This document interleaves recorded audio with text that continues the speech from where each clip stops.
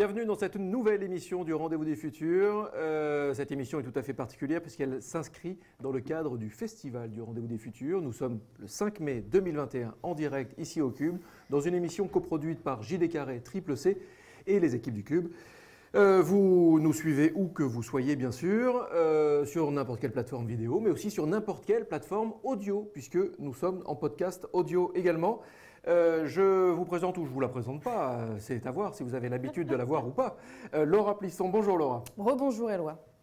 Alors Laura dit rebonjour parce qu'elle est dans le festival, mais peut-être que vous regardez juste cette émission, donc elle dit rebonjour, mais parce que forcément, on s'est forcément dit bonjour avant l'émission, c'est ça que vous pouvez penser aussi. Merci Laura, spécialement merci parce que c'est vous qui avez monté cette rencontre, ce dialogue avec notre invité et j'en suis très heureux parce que nous allons parler d'un sujet, un sujet assez fondamental. Nous allons en parler avec Isabelle Collet. Bonjour Isabelle Collet. Bonjour. Isabelle, alors moi j'ai une manière de présenter les invités, je suis partisan de la simplicité. Vous êtes sur Twitter et c'est parfait parce que vous avez une mini-bio et je vais lire la mini-bio. Vous êtes chercheuse sur les questions de genre dans la tech et sur la pédagogie de l'égalité à l'Université de Genève. Alors aujourd'hui, on va parler de la tech évidemment, elle est profondément inégalitaire. 88% d'hommes, c'est ça dans la tech? C'est ça le chiffre marquant. Les algorithmes sont composés à 88% par les hommes. Les algorithmes, et tout est dit effectivement en disant ça, les algorithmes sont construits, sont programmés par des humains évidemment, le rappellerons-nous toujours assez, et par 88% d'hommes. La tech, ça prépare demain, la tech c'est l'innovation, mais au-delà des clichés, qu'est-ce que ça implique, qu'est-ce que ça impacte? Eh bien, on va en parler avec notre invitée Isabelle Collet. Juste un mot avant de laisser Laura, parce que c'est vraiment Laura qui a super bien travaillé cette rencontre, ce dialogue. Vous êtes chercheuse sur les questions de genre dans la tech et sur la pédagogie de l'égalité. Juste, c'est quoi la pédagogie de l'égalité? Comme si j'étais un enfant de 7 ans. Alors, comme si vous étiez un de mes enseignants, peut-être. Parce qu'en fait, ce que je fais à Genève... C'était pas ma question, cela dit. Ce que je fais à Genève, c'est que je forme tous les enseignants et enseignantes du primaire et du secondaire de manière obligatoire aux questions d'égalité en classe. Et ce que je leur dis, il ne s'agit pas de mettre un peu plus de femmes dans les manuels d'histoire, ça c'est du cosmétique pour avoir bonne conscience. Il s'agit de transformer sa pratique pour, à chaque moment, être un enseignant, une enseignante égalitaire dans ses gestes professionnels, dans la manière d'amener les sujets, dans les contenus, dans les interactions avec les élèves, etc. Donc la pédagogie de l'égalité, c'est ce qui permet tout ça. Merci, c'était parfait. Si je suis un enfant de 7 ans, j'ai tout compris. Laura. Merci beaucoup Éloi, merci beaucoup Isabelle. Déjà, comme Éloi l'a dit, je suis extrêmement heureuse de pouvoir vous accueillir aujourd'hui sur le plateau du Rendez-vous des Futurs. Donc, on va remettre un petit peu de contexte, Éloi avait déjà commencé à le faire. Donc aujourd'hui, avec les études menées, notamment grâce à vous, qui vous y intéressez depuis 20 ans maintenant, au sujet de la représentation des femmes dans la tech et le numérique, on sait que globalement, leur absence pose problème.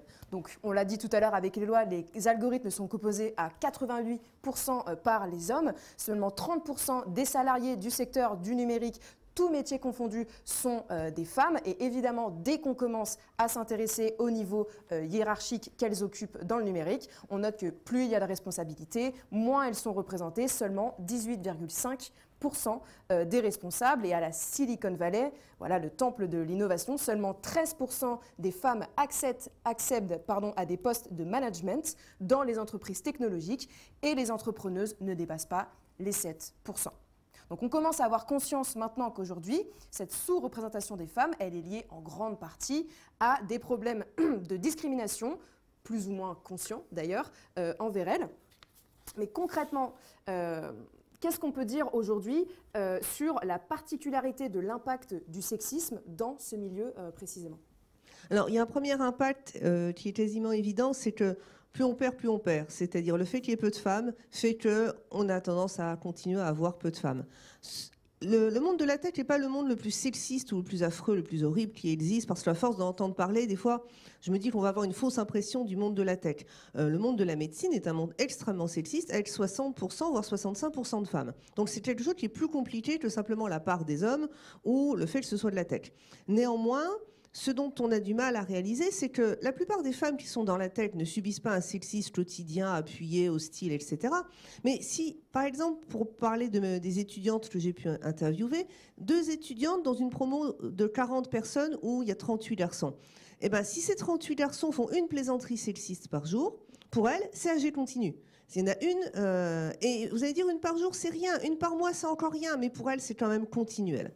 Donc le premier problème, c'est qu'un certain nombre de filles évitent d'aller dans la tech parce qu'elles anticipent, à raison, que ce n'est pas un univers qui a nécessairement envie de les inclure. Ces filles, on leur répète sans arrêt, c'est un monde d'hommes, d'un air de dire, ben, c'est à toi de t'y adapter. Mais la deuxième conséquence, c'est que donc c'est un monde d'hommes. Ce qui fait que ce qui est défini a tendance à s'aligner, et même de manière involontaire, sur les attentes des personnes qui programment, qui, comme vous avez dit, sont à 80% des hommes blancs de milieux socio-professionnels favorisés. Alors ça donne quoi? Ça donne un exemple que j'ai trouvé extrêmement parlant, c'est le temps qu'il a fallu pour avoir des applications qui monitorent les cycles menstruels sur les applications de santé des téléphones portables. Ça intéresse beaucoup de gens. Enfin, ça intéresse à peu près la moitié de la population, mais environ 12% des personnes qui programment. Et je ne dis pas que ça a été déterminé. Justement, ces personnes-là n'y pensent pas, ça ne les concerne pas. Et il ne suffit pas d'avoir une femme dans une équipe de 10 pour que soudain, la tête devienne inclusive. Une femme, ce n'est pas la parité. Une femme, c'est une femme parmi 10. Une ingénieure m'a expliqué qu'elle avait voulu par certains moments apporter des modifications qui l'intéressaient plus elle, et puis elle se disait « Ah ben ouais, mais ça intéresse que moi ». Oui, parce que dans son équipe, ça n'intéressait que elle, mais dans la population générale, ça intéressait la moitié de la population. Donc en fait, ce travers qui est d'aligner des productions de la tech sur des préoccupations qui intéressent davantage les hommes blancs de milieux socio-professionnels privilégiés, se transformera avec un peu plus de mixité. Et justement, dans votre ouvrage, notamment Les oubliés du numérique, mais aussi qui compile 15 ans de travaux, je crois, à ce sujet-là, vous présentez un nombre de solutions plus ou moins contextualisées, plus ou moins efficaces en fonction des situations dans lesquelles on aimerait les opérer. Donc, selon vous, en fait, quelles solutions apparaissent les plus pertinentes justement pour faire du numérique un milieu plus inclusif? Parce qu'il n'est pas simplement question de la place des femmes, mais aussi des personnes non blanches, des personnes transgenres qui elles aussi, en fait, sont concernées aujourd'hui par les algorithmes et par le numérique dans le monde dans lequel on vit. Alors, il y a deux grandes familles de solutions. Il y a la grande famille des solutions qui visent à encourager les personnes éloignées à se rapprocher du numérique, donc par exemple les femmes. Alors, pourquoi faut-il les encourager? Eh bien, parce qu'il y a une longue censure sociale qui s'applique en particulier sur les femmes, en leur expliquant que c'est pas l'endroit où elles devraient être, c'est pas leur rôle, ça va pas les intéresser, c'est pas pour elles sont pas capables, etc. Alors ça se voit depuis les clips vidéo, on parlait de la pédagogie de l'égalité depuis leur grande absence dans les manuels scolaires, ça se voit par des tas de moyens, et donc puisque maintenant les femmes ont des doutes qui se construisent on va dire en gros de la maternelle à l'université, il faut les renforcer. Donc ça, c'est une série de mesures qui sont de l'ordre du mentorat, de concours non mixtes qui mettent les femmes en valeur, de journées pour les filles, par exemple, de rôle modèle, de lutter contre les stéréotypes, etc. C'est très bien, c'est insuffisant. C'est ce qu'on a beaucoup fait jusqu'à présent. Bon, d'ailleurs, on constate que c'est insuffisant, sinon on ne serait pas en train de s'en parler. Donc, il faut effectivement renforcer et encourager les femmes. Simplement, ce serait inutile de les renforcer et de les encourager si on n'était pas dans un système qui les discriminait. Donc, l'autre grande série de mesures, ce sont les mesures qui réforment ce système. Par exemple, moi je me préoccupe plus d'enseignement supérieur que d'entreprise, mais dans l'enseignement supérieur, changer ses critères d'admission, mettre la focale sur d'autres compétences que uniquement des compétences techniques, veiller à ce qu'il y ait un peu plus de mixité dans l'équipe professorale et même au plus haut niveau de l'équipe professorale, et surtout, faire de ces lieux d'enseignement des safe spaces. Ça semble invraisemblable qu'il faille encore dire. Le harcèlement sexiste et sexuel dans les établissements d'enseignement supérieur, ça existe toujours. Et c'est juste inadmissible. Faire des lieux accueillants pour tous et toutes, etc., etc. Et si on arrive de manière décisive à transformer les institutions, les entreprises, les lieux où se transmet le savoir informatique, eh bien on aura beaucoup moins besoin de travailler sur le volet empowerment des femmes. Donc finalement, les solutions, elles ne concernent pas évidemment simplement le milieu de la tech. En fait, c'est un peu comme le problème du féminisme et du sexisme en particulier, comme ce que vous disiez pour la médecine, c'est qu'en fait, les solutions, si on veut vraiment qu'elles fonctionnent, il faut qu'elles soient prises à un niveau beaucoup plus macro, beaucoup plus global. Il ne s'agit pas simplement, comme vous le dites, voilà, de mettre des quotas qui peuvent fonctionner pour des situations très ciblées. Mais il s'agit vraiment en fait de revoir à l'échelle, oui, presque... comment dire, sociologique, sociale, en tout cas, de vraiment repenser complètement en fait la place du patriarcat dans nos sociétés et de réfléchir au niveau global en fait comment inclure les femmes dans la tech et de manière générale dans ces corps de métiers-là. Du coup, ça me fait enchaîner avec une question. Donc, on se rend compte que, on l'a dit, il y a beaucoup de solutions qui existent, on les connaît, on voit qu'il y en a certaines qui fonctionnent. Mais qu'est-ce qui manque du coup aujourd'hui pour les mettre en place tout simplement? Parce qu'on sait qu'elles existent. Qu'est-ce qui manque aujourd'hui? Comment ça se fait qu'on a encore ces problèmes-là et que ces solutions qui existent ne soient pas mises en place? La volonté. C'est-à-dire, moi je trouve que c'est complètement inimaginable de penser qu'on va mener la transition numérique avec une population aussi homogène. C'est complètement inimaginable de se dire que 12% de femmes, on s'en est accommodé juste là, on va continuer à s'en accommoder. Tant qu'il n'y a pas une prise de conscience générale que c'est impensable, qu'on ne peut pas laisser la situation perdurer, si on se dit oui, ça ne marche pas si mal jusque là, on va continuer comme ça, évidemment, on n'aura pas la volonté. Et pourquoi c'est si difficile? Eh bien, imaginez, vous êtes issu d'une grande école, cette grande école se réforme, et les nouveaux diplômés ne vous ressemblent plus. C'est très embarrassant. Peut-être vous êtes en train de vous dire, si ça se trouve, si mon école avait été égalitaire à mon époque, elle ne m'aurait pas recruté. C'est-à-dire, ça veut dire que, par exemple, quand je parle à un amphi avec 90% d'hommes et 10% de filles, je dis, si le jeu était fair play, vous seriez 50-50. Quels sont les 40% de garçons qui sont là parce qu'il y a une discrimination positive continue et générale envers eux? Et si ça se trouve, vous aurez été très heureux dans d'autres filières dans lesquelles vous n'aviez même pas pensé aller parce que vous les voyez comme des filières de filles. C'est très inconfortable à titre personnel de se dire ça, y compris quand on est une femme. Moi, je forme là des enseignantes du primaire. Je leur dis, pourquoi vous êtes là? Est-ce que c'est votre choix autodéterminé et libre? Et pourquoi vous ne seriez pas, par exemple, en informatique? Tout le monde est mal à l'aise par rapport à cette question. Qu'est-ce qu'ils vous répondent justement quand vous leur posez cette question? Certaines d'entre elles me disent « Ah moi j'ai commencé des études techniques, mais c'était tellement insupportable que maintenant j'ai préféré enseignante du primaire. » Alors ça me fait de la peine parce que, alors c'est pas la majorité, mais il y a une fraction qui me répondent ça. Il y en a d'autres qui me disent « Non mais ça me passionne, mais c'est vrai que j'aurais pu me passionner pour d'autres choses. » Simplement ça, c'était la pente entre guillemets, naturel pour moi. Et j'ai des garçons qui sont aussi en enseignement primaire et qui expliquent qu'ils ont dû tenir, maintenir et affirmer leur choix parce que, quand même, il y avait un peu de surprise dans leur entourage. Alors, ça déstabilise tout le monde de se dire qu'on est en train de rationaliser une situation en disant « Mais oui, mais les femmes n'aiment pas la tech parce que c'est des machines, parce que c'est de la logique, parce que c'est des maths. » Oui, ça c'est plus confortable de se dire ça que de se dire parce qu'il y a cette discrimination continue envers les hommes et envers les femmes qui fait que nos choix ne sont pas tout à fait nos choix. Quand on aura, on va dire, fait le deuil de cette idée que nous sommes tous des êtres libres, autodéterminés et indépendants de tout stéréotype et représentation, peut-être qu'on se dira ok, il faut vraiment travailler à rendre le monde social plus fair-play. Oui, et puis dépasser aussi cette notion d'essentialisme qui voudrait que les femmes soient naturellement attirées par les métiers du care et les hommes naturellement intéressés par la mécanique, le code, tout ça. Et justement, il me semble que dans votre parcours, vous aviez justement commencé en tant qu'informaticienne, ou en tout cas vous aviez entamé des études d'informaticienne. Qu'est-ce qui vous a poussé justement dans votre parcours à devenir cette sociologue qui s'intéresse à la question de la représentation des femmes dans ces milieux-là? Je n'ai pas trouvé de travail. Alors, je sais, c'est paradoxal. Je dois être une des rares personnes à avoir trouvé du travail en tant que sociologue et pas en tant qu'informaticienne. Je ne vous conseille pas. Normalement, ça marche dans l'autre sens. Mais ce qui s'est passé, c'est que je suis arrivée sur le marché de l'emploi de l'informatique en 1991, qui était le moment où il y a eu une crise de l'informatique en France, une des rares, un moment où ça a débauché. Et moi, j'étais une jeune femme mariée, probablement en capacité de faire des tas d'enfants dans les yeux de mes employeurs, et je ne l'avais absolument pas réalisé. Et au bout d'un moment, je me suis mis à comprendre que mes collègues avaient des CDI, et que moi, j'étais toujours vacataire ou toujours en CDD. Et je me disais, mais qu'est-ce que j'ai fait pour mériter ça? C'est là que j'ai réalisé qu'en fait, juste j'étais une femme, et que j'étais super, surtout en contrat court. Juste, parce que je reçois des questions, donc à un moment, il va falloir que je les pose.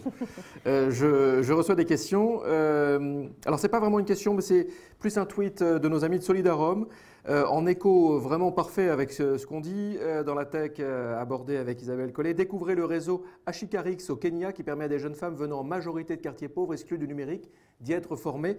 Donc, suivez Solidarum sur les réseaux. Et puis là, une question extrêmement longue. C'est dangereux, ça. Mais alors, je vais essayer de la recentrer. Et pourtant, historiquement, ce n'est pas du tout le cas, les femmes dans la tech. C'est même le contraire. La programmation a longtemps été un domaine de femmes. On peut commencer dès le 19e avec Ada Lovelace, considérée comme la pionnière de l'informatique. Bon, et puis après, j'ai tout le pédigré. Voilà, une question de Thierry. Merci Thierry. Mais ça vous fait réagir déjà. Alors c'est tout à fait vrai. La première personne à avoir été identifiée comme écrire un programme informatique, c'est Ada Lovelace. La personne qui a inventé la compilation, c'est Grace Hopper. Mais à l'époque, la programmation était jugée comme sans valeur. La machine avait de la valeur. Et d'ailleurs, hardware, software, fait penser à sciences dures, sciences molles. Dans le hardware, il y avait les hommes. Et dans le software, qui était vu comme des tâches d'exécutante, il n'y avait pas de diplôme ingénieur logiciel. On pouvait pas avoir on n'était pas reconnu avec un métier. Les programmeuses étaient moins payées que des secrétaires spécialisés. Et donc, il y avait tout un tas de discours qui expliquaient que les femmes étaient naturellement douées pour la programmation. D'ailleurs, les deux se faisaient avec un clavier comme les machines à écrire. Vous voyez, c'est dire si elles connaissaient déjà le truc. Et puis, que programmer un repas pour une maîtresse de maison et programmer un ordinateur, c'est pareil. Donc on avait besoin de petites mains sous-payées et dans les magazines féminins, on incitait les femmes à aller faire de la programmation. Années 70-80, la programmation prend ses lettres de noblesse. On a des diplômes dans les universités de sciences, dont c'est des hommes qui sont diplômés majoritairement. C'est des métiers qui prennent de l'ampleur. Belle carrière, embauche, etc. Et là, soudain, ça devient masculin, parce que la programmation, voyez-vous, c'est de la logique, c'est des maths, c'est du rapport à la machine, donc c'est pas pour les femmes. Alors, quelque chose a changé de sexe en cours de route, en fait, c'est juste absurde. La programmation, c'est ni féminin ni masculin. C'est qu'on a fabriqué un stéréotype pour rationaliser la division sexuée du travail. Laura. Alors, justement, à ce sujet, pour... Laura, pour la dernière question. Dernière question, premier.